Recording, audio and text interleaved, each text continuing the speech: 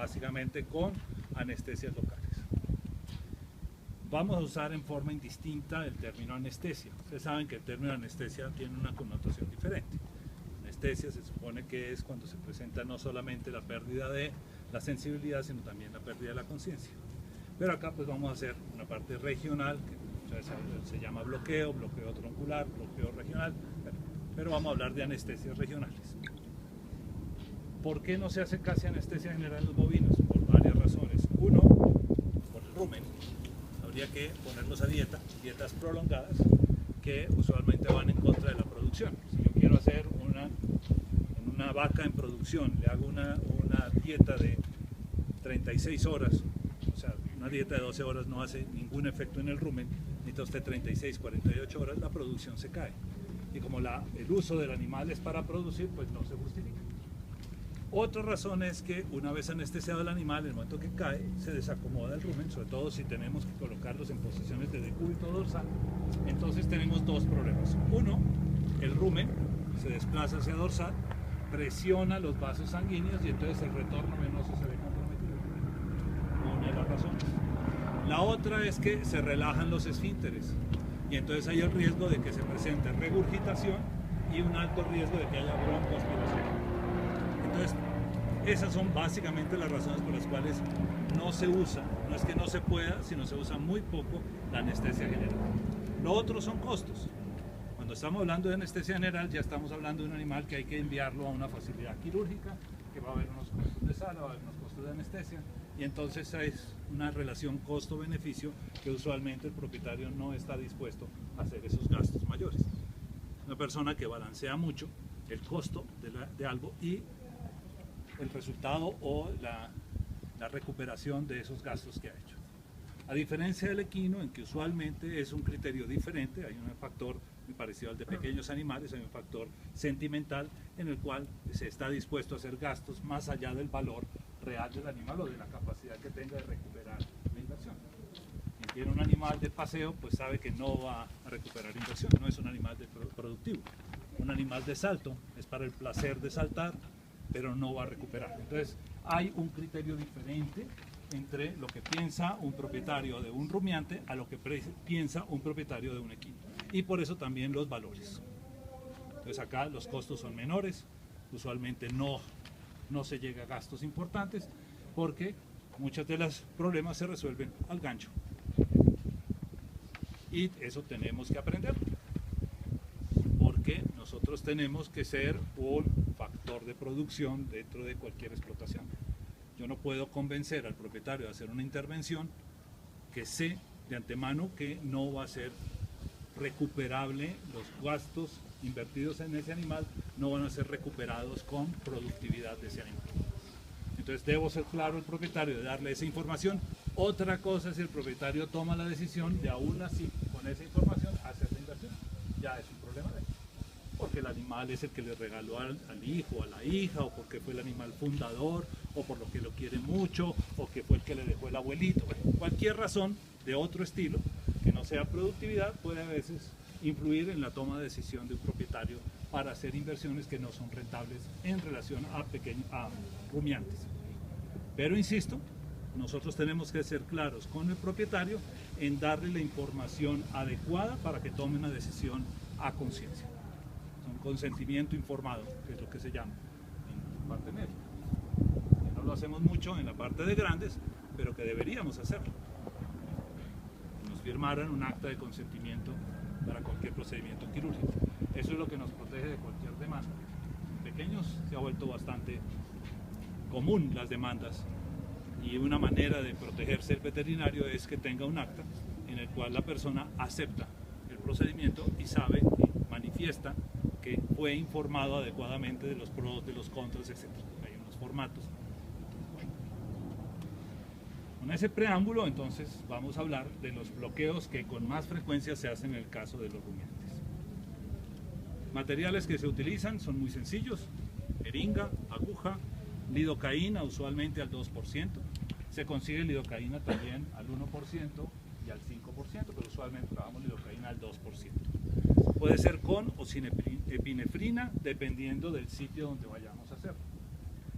está contraindicado el uso de epinefrina en porciones terminales.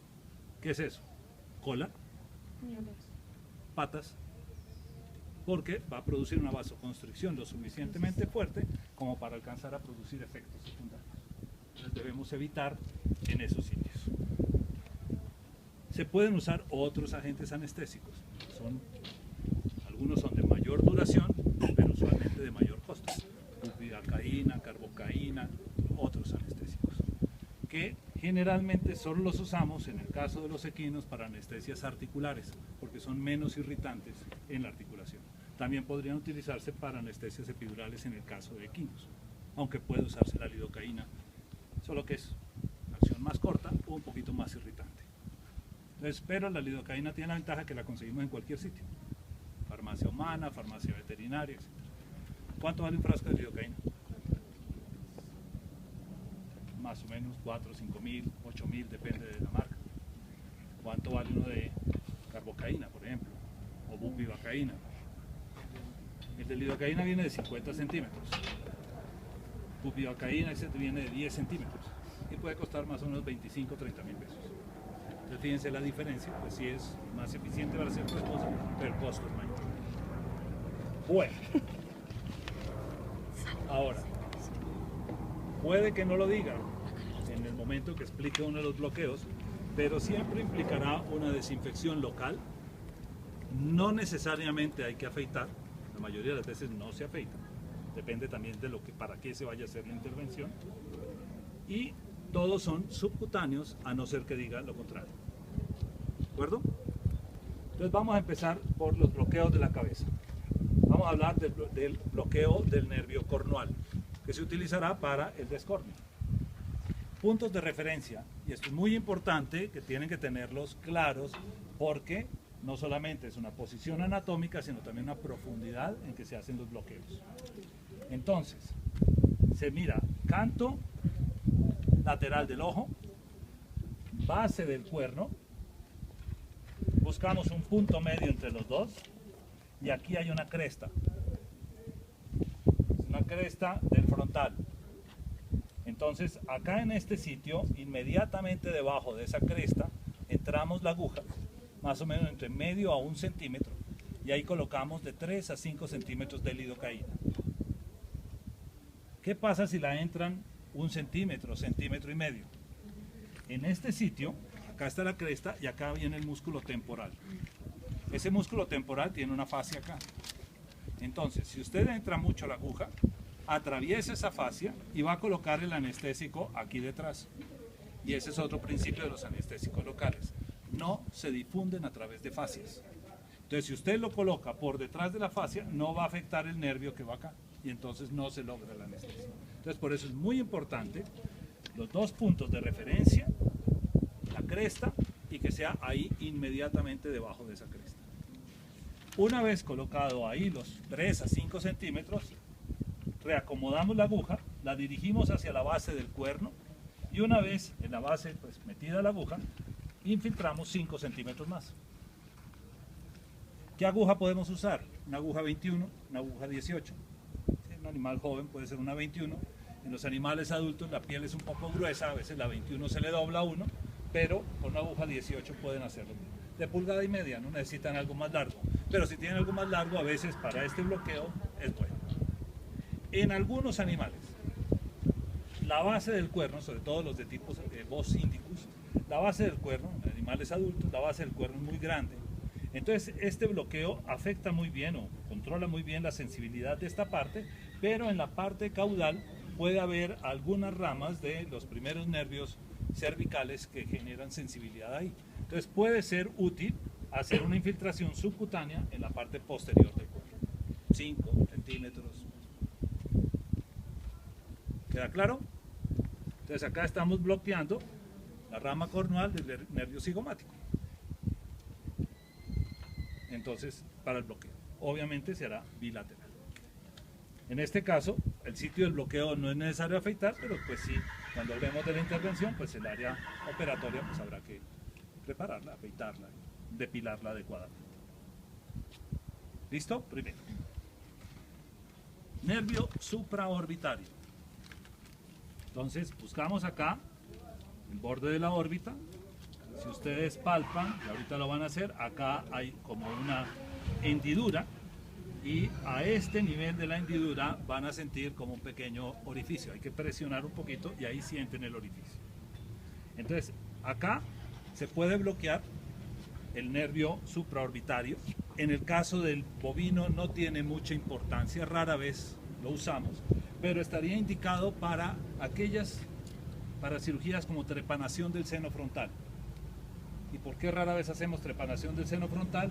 Porque lo normal es que solamente se justifica cuando al hacer un descorne hemos tenido complicaciones con el descorne, se nos hizo una sinusitis del frontal y necesitamos drenar el seno frontal. Eso rara vez lo hacemos, pero puede ser necesario. Entonces, supraorbitario, 3 centímetros de lidocaína colocados ahí. Si logran entrar en el huequito, mejor. Recuerden que siempre por esos orificios no solamente sale el nervio, sino también sale una arteria y una vena. Así que es factible, si tienen buena puntería, de que meten la agujita y sale sangre. Si pasa eso, no retiren la aguja. Simplemente las desplazan un poquito y la reacomodan. Porque si la sacan y vuelven a chuzar, pues el animal se va a defender, se va a mover otra vez, entonces puede ser más difícil. El momento que más duele, que más molesta es la entrada de la aguja. Ya después adentro realmente el animal no molesta mucho, entonces hay que aprovechar. Si ya logró meter la aguja, pues aproveche y busque el sitio, pero no saque y vuelva a meter. Va a molestar el paciente. Entonces, supraorbitario. Infraorbitario. Entonces, buscamos acá. Acá está la cresta facial, tiene acá el borde más rostral de la cresta facial y aquí pasan el dedo y ahí encuentran un pequeño orificio, una pequeña depresión, es el agujero infraorbitario. Entonces acá, obviamente puede ser el lado derecho o izquierdo, ahí bloqueamos en la misma forma. 3 centímetros de lidocaína, tratando de entrar en el agujero. ¿Para qué sirve? Trepanación del seno maxilar, tampoco lo hacemos mucho en el bovino, y podría servir para hacer cualquier intervención en los premolares. Poco uso, pero mentoniano. El mentoniano sí se usa un poquito más. En terneros, algunas veces se enreda la jeta en una pesebrera o en el sitio donde colocan el balde para que beban y se presentan fracturas de la parte anterior, una fractura de la sínfisis mandibular. Entonces, una de las técnicas que se hace ahí se llama una imbricación o una sutura con alambre, una sutura con alambre de la sínfisis, pero pues hay que insensibilizar la zona. Ya. ¿Me sostienes uno aquí, por favor? Suave. Entonces, acá, si ustedes pasan los dedos, en esta parte de la mandíbula van a encontrar aquí, en este sitio, una pequeña depresión. Entonces, ese es el agujero mentoniano. Y en este caso, si es una ruptura de aquí de la sínfisis, pues tendremos que hacerlo bilateral, podemos bloquear. 3 a 5 centímetros de lidocaína en el agujero mentoniano. El mandibular no lo hacemos, muy rara vez así. Entonces no voy a hablar del mandibular. ¿Listo hasta ahí?